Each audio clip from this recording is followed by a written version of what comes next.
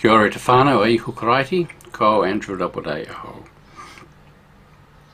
This homily is for Sunday the 19th of January 2025, and it's based on the Gospel text from the lectionary for the day of John 2 verses 1 through to 11. On the third day there was a wedding in Cana of Galilee, and the mother of Jesus was there. Jesus and his disciples had also been invited to the wedding. When the wine gave out, the mother of Jesus said to him, "They have no wine." And Jesus said to her, "Woman, what concern is that to you and me? My hour has not yet come." His mother said to the servants, "Do whatever he tells you." Now, standing there were 6 stone water jars for the Jewish rites of purification, each holding 20 or 30 gallons. Jesus said to them, "Fill the jars with water." And they filled them up to the brim. Then he said to them, "Now draw some out and take it to the chief steward." So they took it. When the steward tasted the water that had become wine, and did not know where it came from, though the servants who had drawn the water knew, the steward called the bridegroom and said to him, "Everyone serves the good wine first, and then the inferior wine after the guests have become drunk. But you have kept the good wine until now." Jesus did this, the first of his signs, in Cana of Galilee, and revealed his glory, and his disciples believed in him. It would seem that the whole point of this sign, this miracle, often specific ones referred to as signs in John's Gospel, is found in that last verse. Jesus did this, the first of his signs, and revealed his glory, and his disciples believed in him. But my hunch is that this is the key part. It's about a revelation of glory, of the glory of Jesus, of the glory of God. And that might seem a bit odd at the moment, but we'll come to that later on. Darrell Johnson, who's a Presbyterian preacher and scholar who lives in Canada, who I've listened to a lot, he describes this one as the greatest miracle. Now, he's not the only one who thinks that. And the reason that this is the greatest miracle is that wine does not come from water. There is a break in the link that the St. Augustine, who said all he did was speed the process up of converting water into wine. Johnson says that actually doesn't hold, because there's an ingredient that is absolutely essential for wine, and that is the grape. And there's no grape here. It doesn't follow. So he says all the other ones, when you add them up, all the ingredients are already pre-existing, but not for this one. This, he argues, is the greatest of the miracles. To us, it would seem like probably the least and the smallest, but he argues that it's the greatest. Now, it may be that for you, you're not interested in miracles at all. You don't believe in them, you don't think they matter.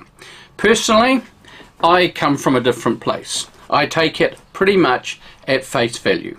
And I don't have any difficulty with that.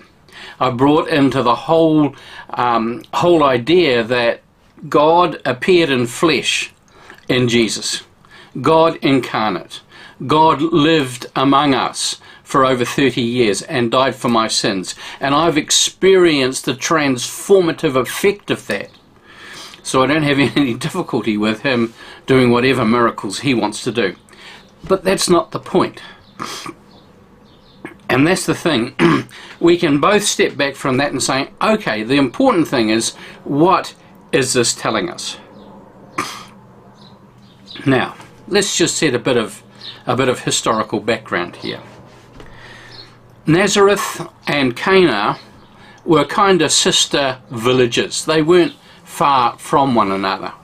Maybe 5k, maybe a little more, not much.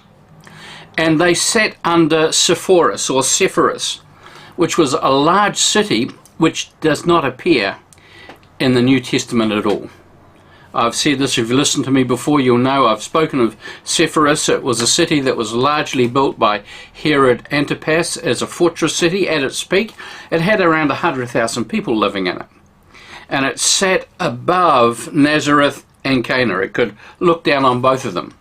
It's probably the place that Joseph and his sons went to work most days, including Jesus.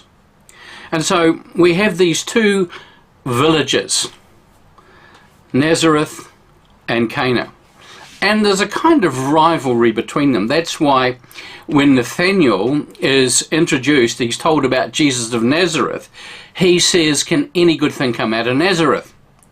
Because he's from Cana. We discover that in John chapter 21, that he's actually from Cana.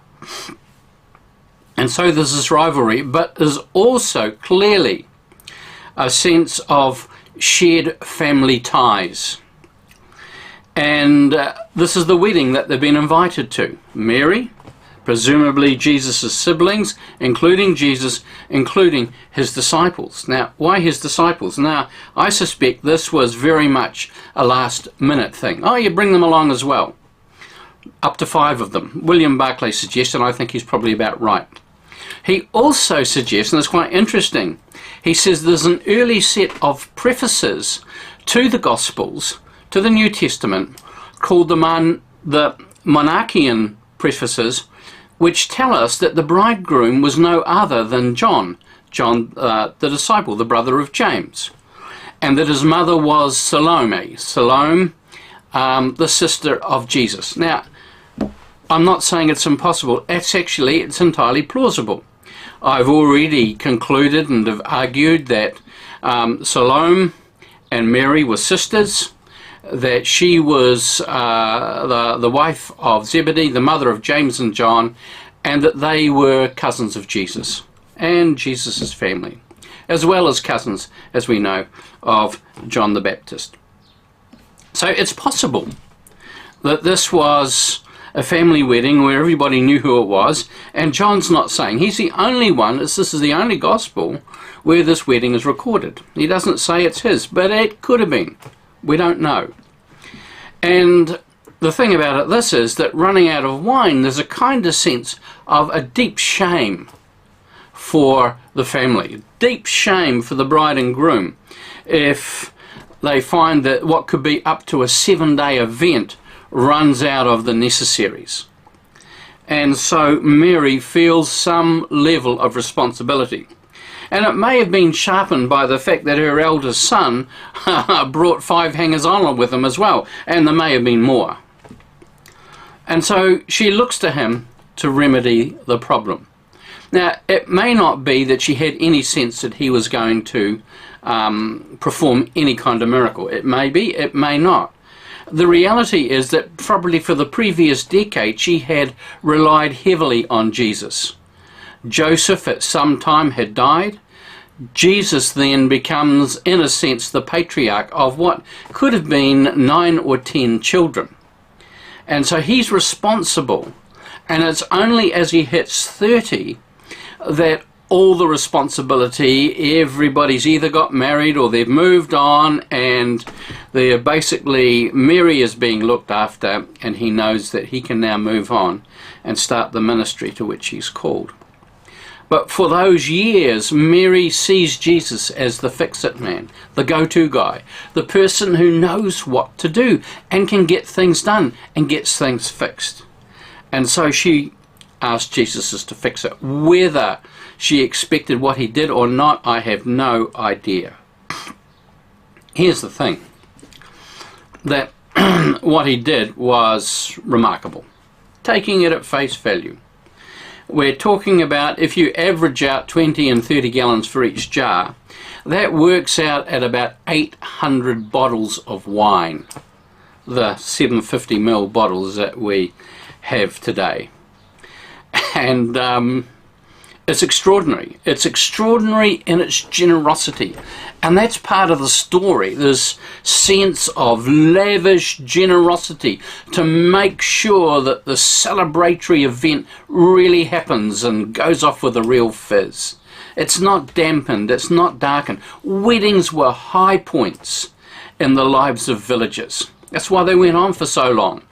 The married couple were treated like royalty, and whenever they moved from a place where they were celebrating to their home at night, they were taken through the village the long way around so that everybody could see them and congratulate them and feed into the sense of joy that the occasion had evoked. They were big deals.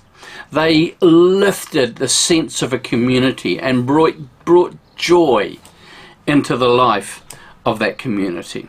And so there's a huge amount of wine. I've wondered, now this may be a little bit naughty of me, but I wondered if Jesus was doing it today, whether he might have done it differently. Whether there were six big jars there, he'd have pulled out a Sharpie and written a different name on each one. He might have started, says, okay, well these ones will be reds, and writed Cabernet Sauvignon on the first one. Writed Merlot or Pinot Noir on the second one. Writed Shiraz on the third one. And then he thought, okay, these last three, number 4, we'll call it Chardonnay. Number 5, we'll call it Sauvignon Blanc. And number 6, we'll have either Riesling or Gewürztraminer to give it a little bit of zing. Who knows? Why couldn't he? The reality, if he was able to change it from water into wine, why not be able to have a series of varieties of which one was which? Now, could it have happened? Well, if you accept one premise, you can accept the other. Now here's the thing. Drunkenness was very seriously frowned upon in those days. It wasn't wanted that people got drunk. So the wine was significantly watered down. There's quite a lot of water involved in it, but it kept the thing oiled and kept it going. And what I wondered was that at the end of it all, where they've got these huge jars of water that was turned into wine, whether when the festivities finished and it was no longer needed, whether in fact the wine reverted to being water. Why not? Could Jesus not do that? If he'd done one, he could certainly do the other. Why not? And so here we have it. And we've got these words, my hour has not yet come. So that can almost seem like Jesus flicking his mother off. But it could be him saying to her, hey, I've got nothing else yet to do. My hour is in fact still the best part of 3 years away. How about we really make this sing? How about we really make it a really joyous occasion? Let's set this thing up for the greatest amount of success. And he goes with it. It also says that it reveals his glory. The other time, when my hour has come, we're told that this was when he faced the crucifixion and he was being arrested. His hour had come. And it was in his crucifixion, not his resurrection, but in his crucifixion that God is glorified. And you think, how do you get your head around that? Well, here's the thing. As I said in a message a week or two ago, glory actually had a few things about it. First is that it brought a sense of bright, dazzling, shining. That was one of the things that really lit things up. Well, that's a bit present here. The second thing was that glory left an indelible impression on the beholder, like a brand. Once you had seen glory, you could never unsee it. It left an impression, a deep impression on the heart and mind of the beholder. That's the second thing. And the third thing about glory was that glory revealed the essence of the one who was being glorified. So that when Jesus gives his life on the cross, God is glorified. And this is telling us something about the generosity of God toward the human race, toward the whole of creation. He wants to see it redeemed. He's prepared to do whatever he has to make that happen, including giving his own life. And that's what it is. This reveals the essence of the generosity, of the commitment of God to you and to me. That's what the cross is about. It's a demonstration, as we read in Romans chapter 5. It's a demonstration of God's love. That's what the cross is. It's a demonstration of God's glory. Because God is glorified. We see what kind of God it is that we worship. We so often think of God as being harsh and mean and cruel and vindictive and judgment and punishing. And this image says, no, you completely got it wrong. God's desire for each of us is the same as Jesus's, that we might have life and have it in all its fullness. A richness and abundance and fullness of life. That's what this is about. And so then we come back to the wedding. What's this about? I'm sure that Jesus loved a laugh perhaps more than anyone. That Jesus' face was much more used to smiling and grinning than it was to frowning and worrying. Jesus wasn't curmudgeonly. Jesus wasn't mean. Jesus was a person who was full of vitality and joy and life. And he wanted you and I to share that, you and I to experience that as well. And he wanted to make sure at this point that this wedding was going to go off and go off really well, that everybody was going to be blessed by it. We see at this point then that he reveals his glory. This is the essence of who Jesus is. That he wants you, that he wants me to have full and rich and joy-filled lives. It's a great way to start 2025, isn't it? Amen. God bless you.